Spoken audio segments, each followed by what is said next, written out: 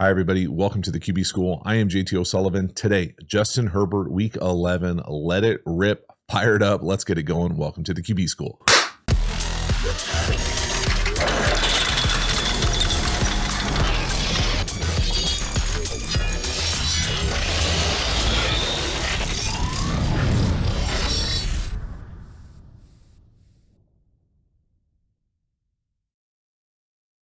Before we dive into the video, a quick reminder about the Quarterback School Patreon community. This group is the foundation, the bedrock of the channel. Not only is it a great, inexpensive way to support the channel, but you get even more Quarterback School content. So hop over there, join, become a member. I appreciate your support. As for this video, let's get into it. Justin Herbert, Week 11, starting off hot right here, using his legs.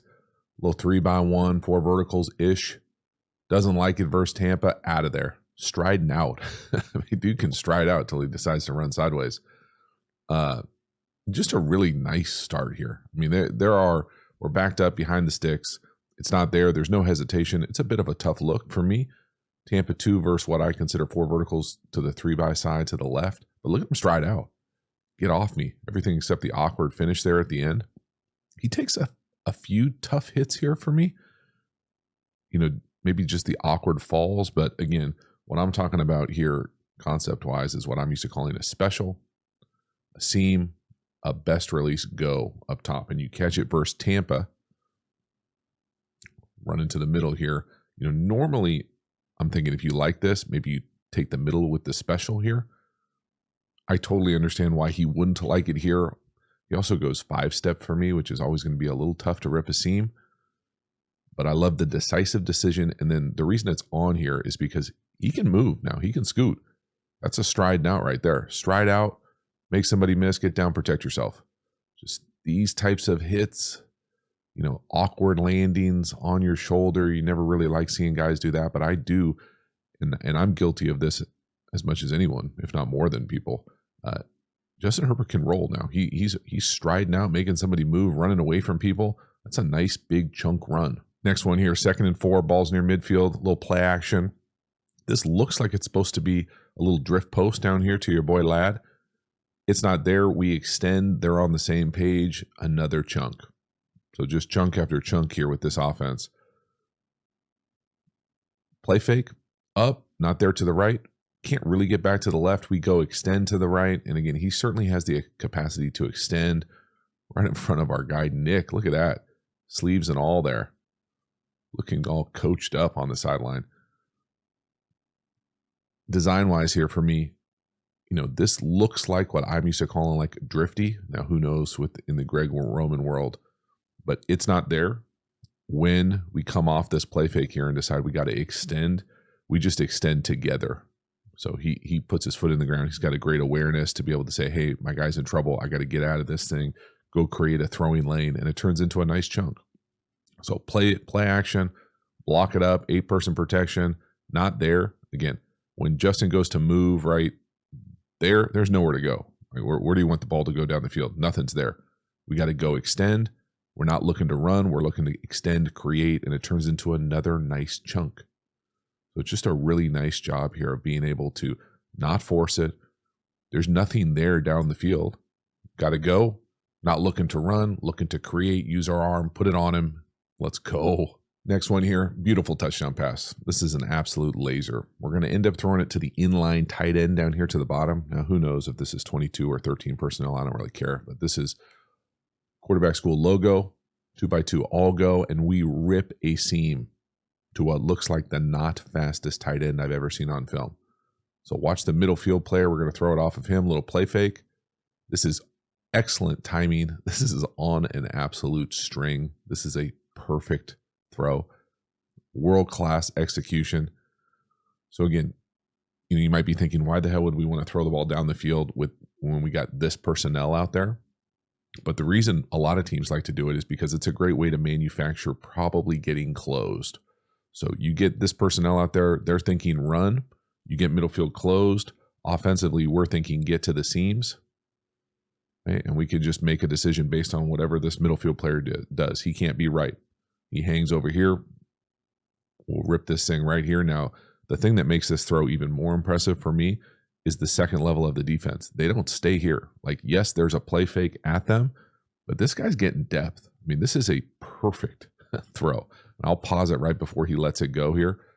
Little play fake. You can see the 2x2 all go come out of it. And again, he's throwing that right there. I mean, right? This is the second level of the defense. This is a tight end running up the seam. Again, middle field closed. See it? And again, the bones of it might not be exactly 4 verticals for them with guys doing maybe double moves or wheels on the outside, but the bones of this are 4 verticals when we get to the foundation of the play. And we just rip that thing right off the middle field player on time, laser down the field, throwing that from the 36, catching it on the 6. It is a dot. It is a perfect throw. It's a beautiful shot here from the end zone too, to be able to see the timing and accuracy here of ripping this thing. Whoom. I mean, look at that thing. Now, who knows what their landmarks are for seam routes? I think most teams in the league usually use the top of the numbers or the inside edge of the numbers. You know, when you creep towards the bottom, maybe that corner can fall off right there. But that's just a beautiful throw. My goodness. Touchdown seed. Hell yeah. Next one here, another big time arm throw. We're going to rip a deep out down here to the bottom of the screen.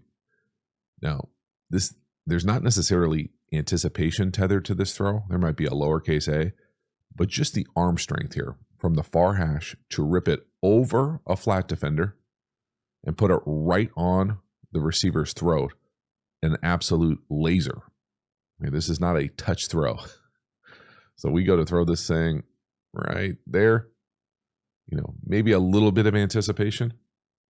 This is deep down the field, outside the numbers, right? The ball's on the far hash. We are throwing it over a flat defender. So whether you want to call this quarter, half, combo coverage, or 3 cloud, it really doesn't matter. But we have the capacity to rip this thing, right? Like, it is not this throw.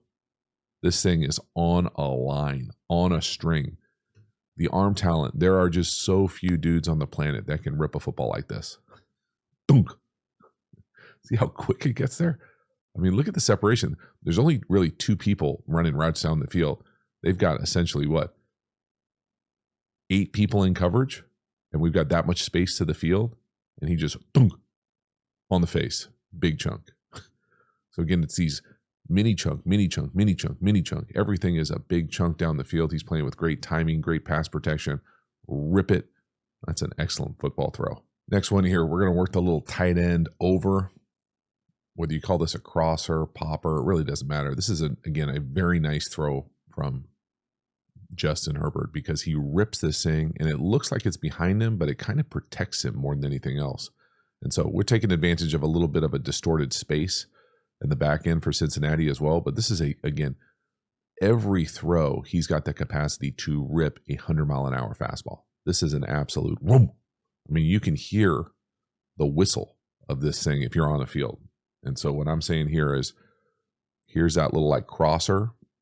Now, again, there are different ways to think about this philosophically for me. And I could definitely make the argument that this is not my favorite way to do this, where you're going to pull, we're going to fake this way to then come back and throw this way, just because to me, better coverage here.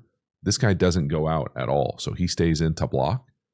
So for me, theoretically, he should probably be working from the curl to the flat, and there's no immediate flat threat for him when he doesn't go out into the flat. So, you know, is this the best coverage in the world? Absolutely not. It just isn't.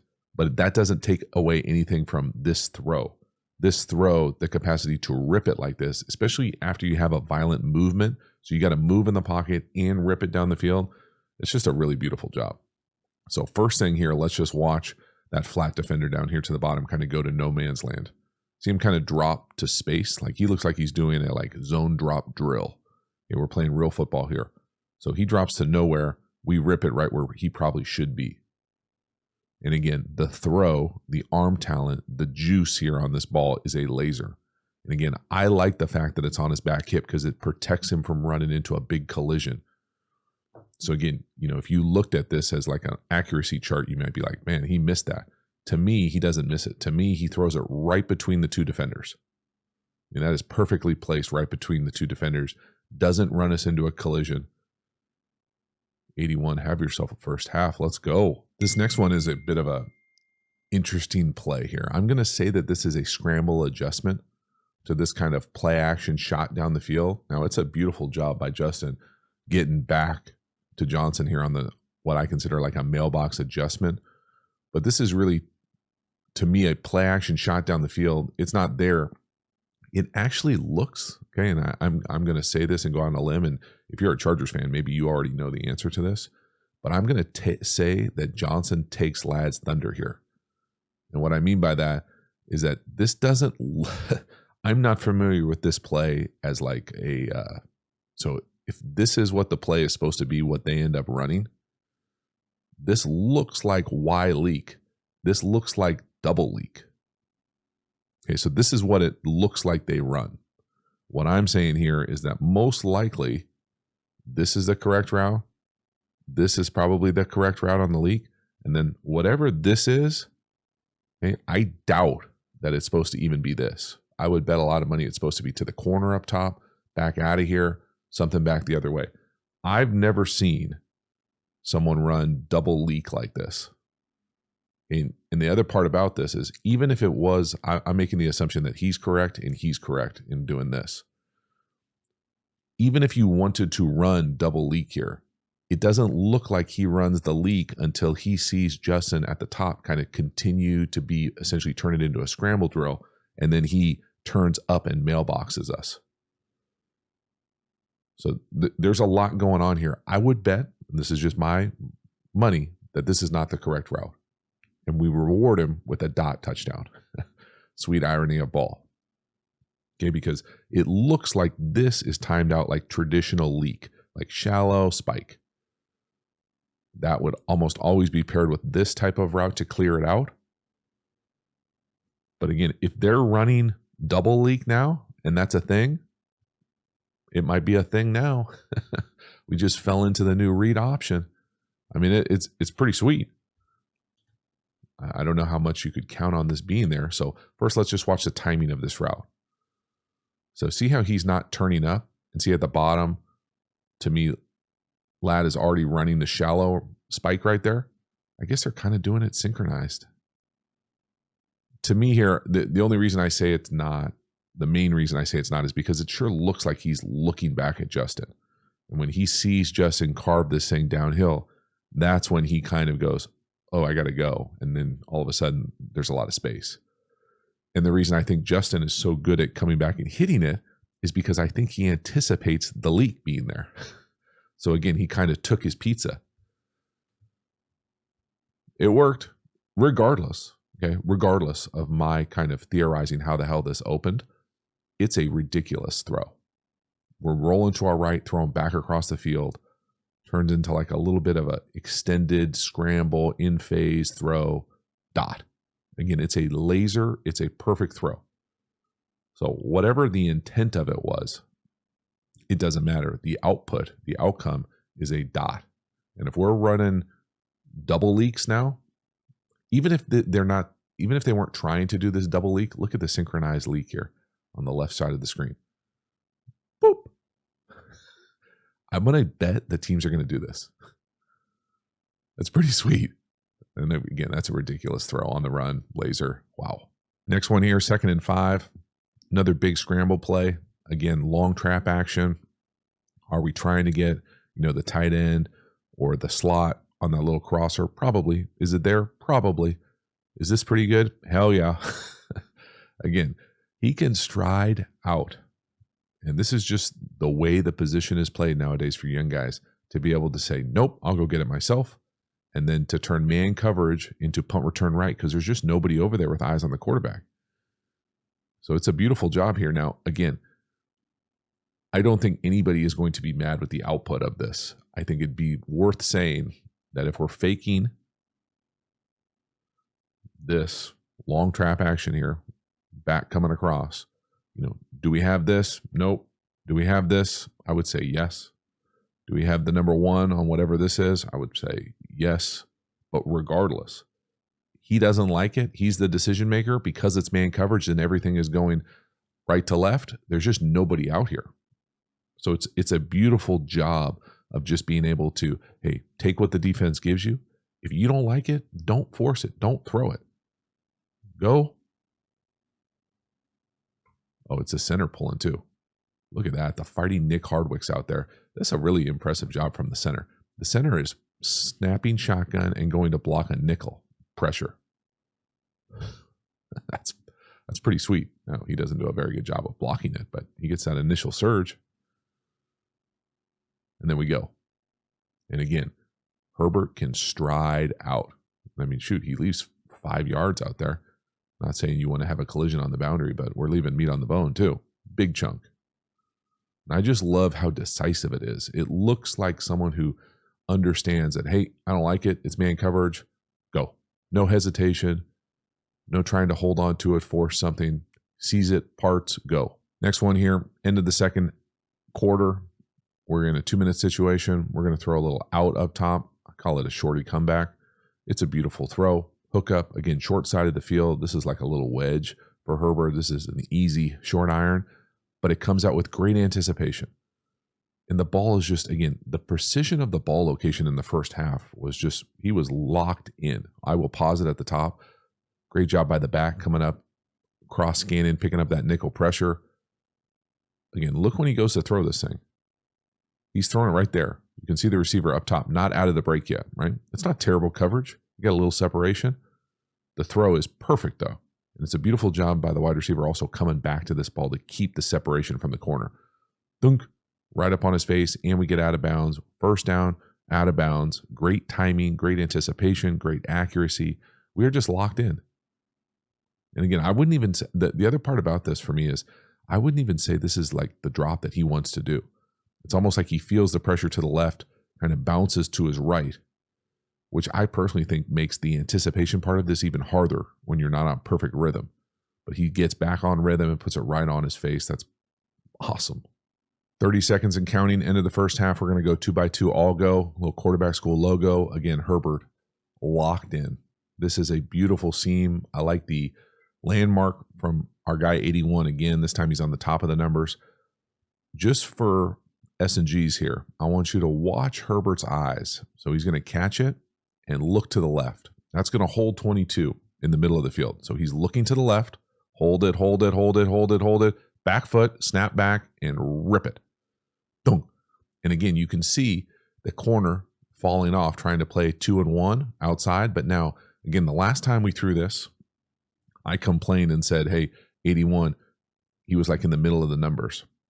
And a lot of teams will have different landmarks, top of the numbers, 2 yards inside the numbers, whatever their landmark is. I always preferred it somewhere here because it definitely made it harder for these corners to come off number 1 and go collision this seam ball as they try to play 1 and 2 or 2-1. So again, I really love the location here of the route that allows the time and space. And again, Herbert throws an absolute laser. So he's looking off. He's precise. The ball is a fastball, a heater, and we are inside the 5. I mean, it's just a beautiful job of football. Watch him control that middle field player. Hold, rip. And again, you can see the corner up top, trying to stay on top of 1, playing through 2, but it's a fastball. There's nothing you can do with that kind of fastball, that kind of precision, that kind of timing. What you can do is not play closed. And in addition, furthermore, probably not have your flat defenders just dropping out to cover the Gatorade on the sidelines for no reason. I know why they are. I mean, it's a 2-minute situation. They're thinking they're going to take away the boundary, but man, weird spot drops, country cover 3. You run country cover 3 at high level football, you are going to see 4 verticals immediately, and they are going to rip seams on you, especially when there's a quarterback that can throw heaters like that. Boom. All right, into the second half here, 3rd and 9. Now, the second half is not as precise as the first, but this is a beautiful 3rd down conversion. I'm used to calling this a little sail route. Your boy 15 has got a nice ability to separate at the top. He doesn't necessarily look like a true burner by any means, but he's got some wiggle and got some craft to the top of routes. And right here, this is a beautiful job here of working this sail route. So he is the number 3 at the bottom. He's going to sell that over and then come out of that thing. And again, the coaching point that I always like to make sure that is empowered for these guys, not necessarily empowered, what word am I looking for? Ingrained, is as you sell this thing. So we're running this is the route, that's the sale route. As you get in to sell this over, okay, the great routes for me get their eyes back. So you'll look at the quarterback and then you'll snap out. And again, even in man coverage, those guys can feel it, and that will sell that route to create some separation at the top. So love to see a young guy have the capacity to come in here and do that. 7-person protection. It's really just an iteration of flood down here to the bottom. We've got someone in the flat, someone intermediate, someone deep. We just put it right on. And again, the Bengals struggling to make anything necessarily difficult down the field. But this is a beautiful job here of just ripping it right on him. And again, it can sound repetitive when you watch Justin Herbert, but the arm talent, like the ability to just throw the ball and rip it, is pretty damn special. Like there just aren't very many people that can see it and rip it and put it right on you with fastball precision like that. Next one here, 3rd and 5. Now this one could get me in a little bit of trouble because I don't necessarily have a problem with the decision here. We're going to throw a go down here to the bottom. This looks like he's trying to go back shoulder. I could say the back shoulder part of this probably isn't my favorite part of it. I love 3rd down aggressive deep shots. I really do. I think it's a great time to take those shots. Is that exactly where he wants that ball location? Probably not. And that's just the truth of it. That's the first part. It's just the ball location alone. I think the decision as well. So if we're going to take a shot, so say we like this matchup, we got press, we got our guy running a best release go. Okay, if you run by him, so we stack him here, I think the best ball is down his stem like a fade. If he's even with us, so he's right here, then that ball needs to be kind of like that high back shoulder. And again, I don't think the back shoulder to the field, to the wide side, is as high a percentage for me as a like win. We gap him. We love the matchup. Go ball down the field for a touchdown. It's not the same type of throw for me. Now, maybe in his mind, in Herbert's mind, and in the Chargers' mind, it is just as good. But if we don't win here, we don't have to throw it. That's kind of the place I would want to get to at this. So to me here, is this a true win? Maybe. If it is, let's throw it down the field. If it's not, let's get off of this.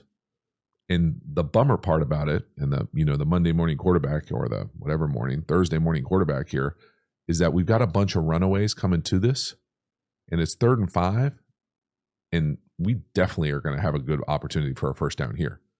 So it's just one of those things where it's, unfortunate probably that this gets forced here. I don't, the other part about it is, potentially predetermining just based on matchup down here to the bottom. I still like saying, hey, does he win? Does he win at the line of scrimmage here? When we go to throw this thing right there, that decision to throw it is right there. So by that decision, to me, he's over the top of us. It means back shoulder. I just don't like back shoulder as much to the wide side on 3rd down when we've got multiple runaways where, okay, that's not an easy throw. Is one of these guys going to pop open with a better look than that? Probably. And again, if he were to hit it, I'd be over here saying, hey, great throw, great decision. I love the aggressiveness. I do love the aggressiveness to throw it down the field. I just think back shoulder, we miss it. It's tougher than coming back and saying, okay, if we don't like that, what did the runaways look like? Shallow, no. Crosser, yes. And so it's just one of those things. I think you bank it. You understand that, hey, if we like it and he wins, let it rip. Otherwise, you can see the multiple runaways coming from our right to left. We're going to have multiple chances for a good first down there. So just finding that sweet spot, the harmony in taking shots. Next one here, 3rd and 10. This is probably my least favorite play of the game here. Justin takes a massive hit here. There's nothing down the field. So 3rd and 10 sucks. There's nothing down the field. We kind of show what I would say is a lack of awareness here. This is an unsafe play for me for Justin Herbert. And I'm going to be a little critical here of the scramble element of this. I actually feel like the scramble element for a lot of guys in this situation has gotten better over the course of maybe like even as recently as the last 5 years. And I feel like Justin Herbert absolutely has that capacity to learn to peek behind. Okay, so whatever you want to say, down the field, top of the drop, right here, there's nowhere to go with the ball. Okay, we only have 3 people out. There's only one-on-one. The one-on-one to the bottom is blanketed. Everybody else is doubled. Okay, they got you. It's the NFL. They got you. Okay, as we go to extend here, my thing about this is I personally think there's a way to, as you extend, and he's already used his feet in a great way, so go extend, great. As you clear that initial pocket, okay, so if this is what we say the initial pocket is, the way I like to think of it is as you exit the pocket and there's no immediate threat in your face, so like you're not having to straight arm someone right here, if you can run away from someone just a little bit. So here's the initial pressure that we see as we're running.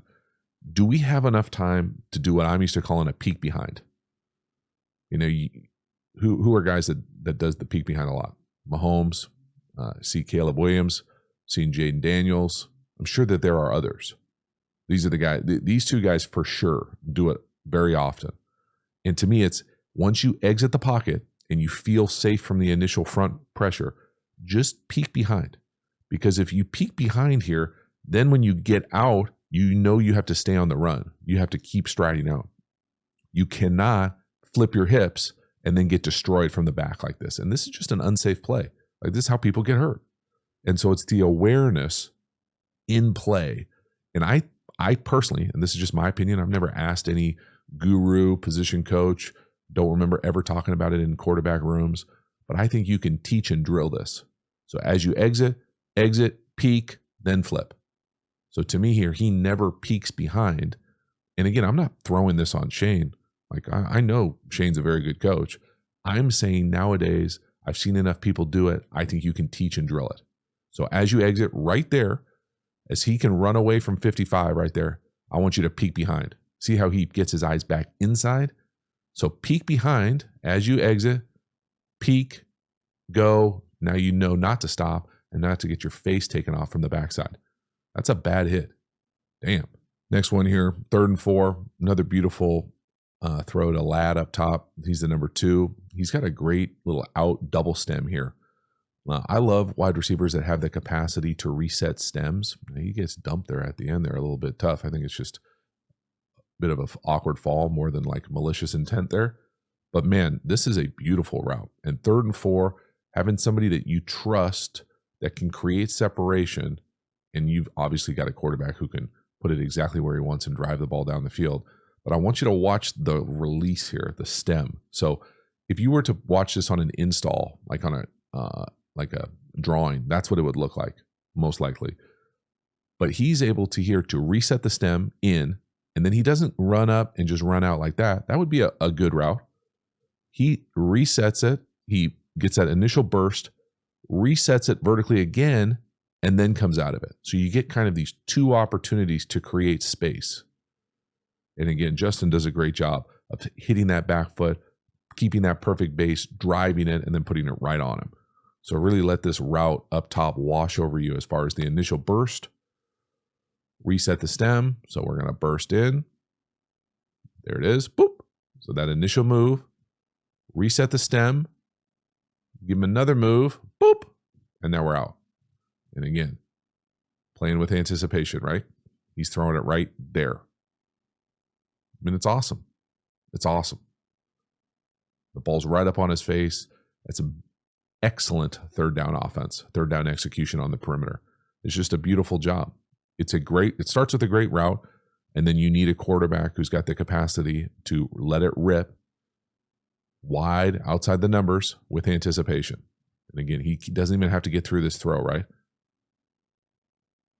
Got somebody right in his lap, no flinch, all sorts of courage, just standing there, deliver it, 1st down, let's go.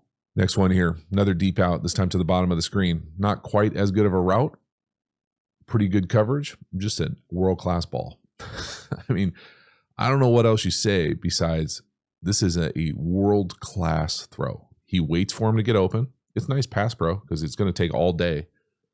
But he puts that right up on his face. And again, he has the luxury of waiting for someone to come open like this because this route takes forever. He's getting jacked up at the line of scrimmage down here to the bottom. Straight arm, Again, he's throwing it again with anticipation. He's waiting, double pumping. He's throwing it right there. Look at the coverage. I mean, what do you, if you're coaching DBs or you're playing DB, what more do you want here? You've got him perfect right where you want.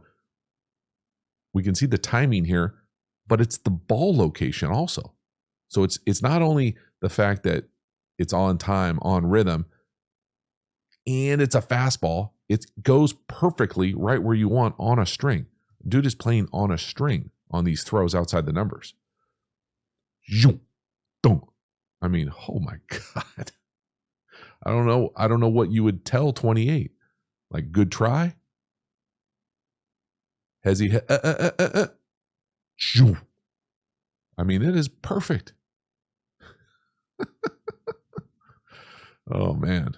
Next one here, 3rd and 5. I thought this was one of the few misses in this game for Herbert. He's going to try to hit the crosser coming across here on the point on the bunch. He played it, to me, a tick fast. Again, could this ball be caught? Probably. Now, this is one of the few times where it probably doesn't help you to throw a 100-mile-an-hour fastball. You know, is it out in front of him? Yeah. I mean, it's barely touches his fingertips. Does Johnson get grabbed here? You know, I would say yes. Okay, 27 gets away with one there for me. So I'm not going to be too mad at the throw when I think he got grabbed and it's probably a penalty. I will also tell you, okay, first of all, I love the ability to hit these crossers versus middle field closed man.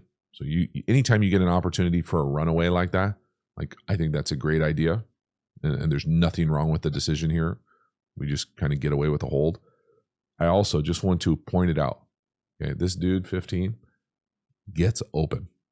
Okay, if this is a choice, a flat, it doesn't matter what it is, he is winning. And just to see this on film as a quarterback and realize, all right, you know, we had the crosser, we just didn't hook it up. But man, 15 just continues to gap people. He's just got a slippery wiggle to him that is pretty outstanding. And it's pretty consistent too.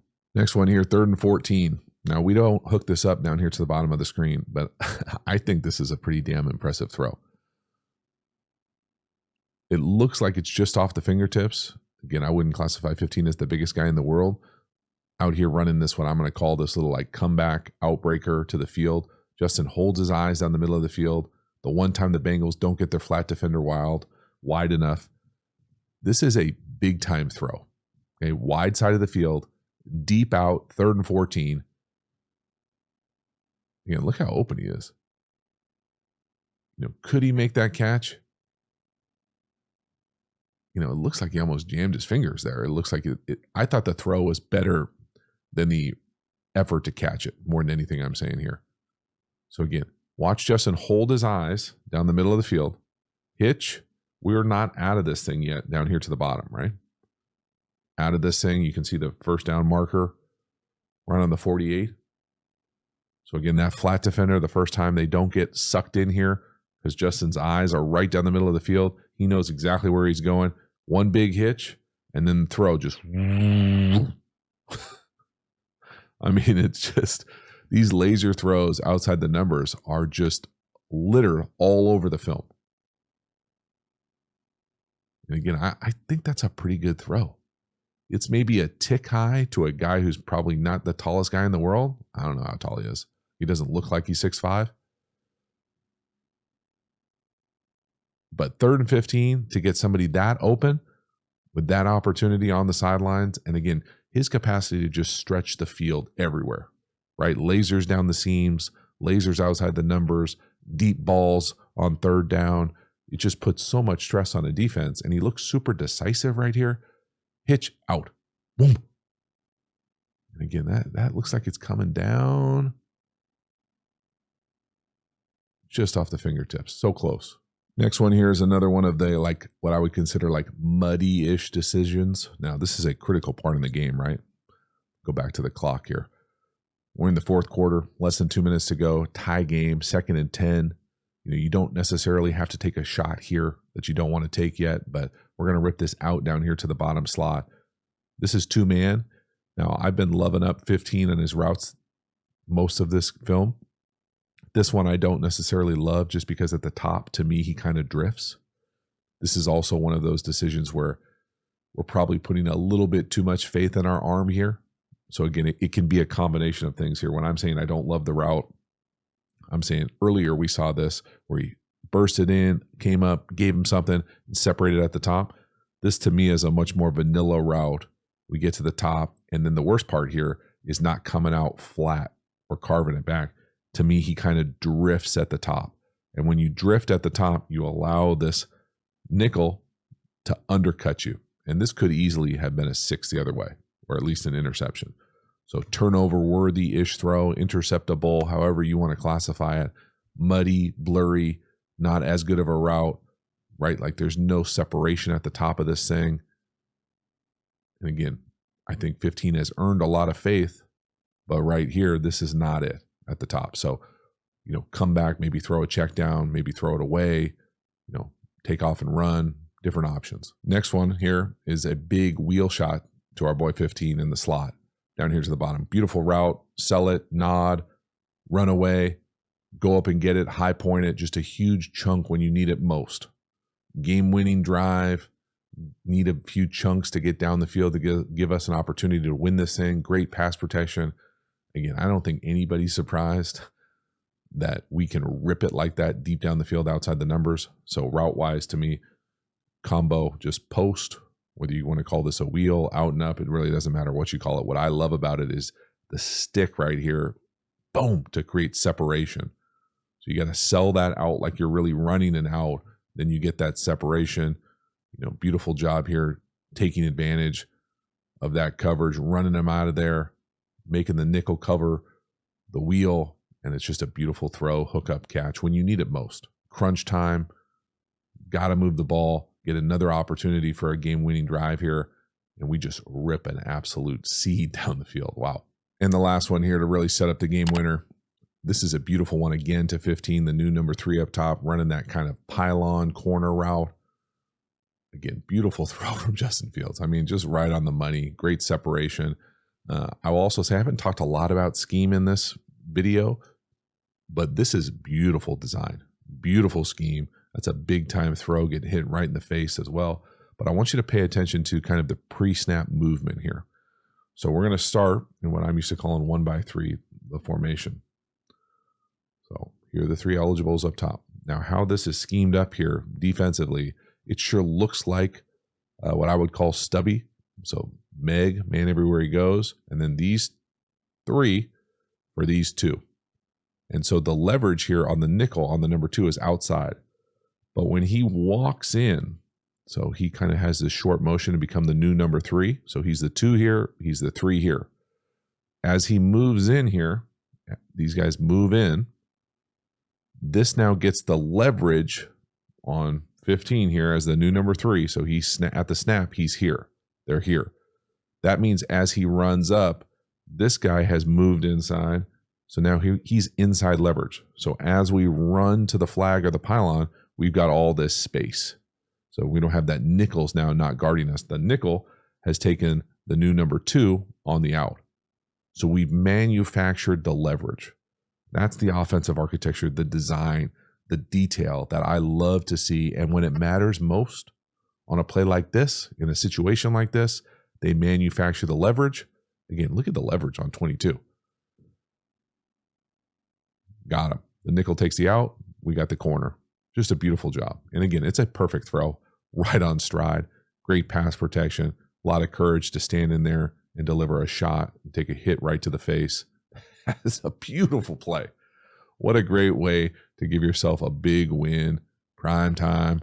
Just a massive job. Great job really early in this game. And then this final drive, these couple throws, just absolute seeds. Love it. So that is a wrap. Justin Herbert, the Chargers, really nice win. Okay, I thought the start of it was outstanding. There were just so many big time plays with his feet, extending, driving the ball down the field on time, in rhythm, extending plays, scramble plays, creative elements of it. Again, just a full overview of how good Justin Herbert can be in that first half. Things weren't quite as easy as far as the precision, the timing, the routes, the execution in the second half, but to bounce back and then have the ending, the final drive, ripping it down the field. You overlay that with some nice design also at the very end of that thing to create the leverage that we want for a big opportunity. And all of a sudden, that's a really fun film to see. You kind of saw the full circle of kind of what that unit can be. Love the crunch time execution. Excellent job. Thank you so much for hanging to the end. I will see you next time. Have a good one.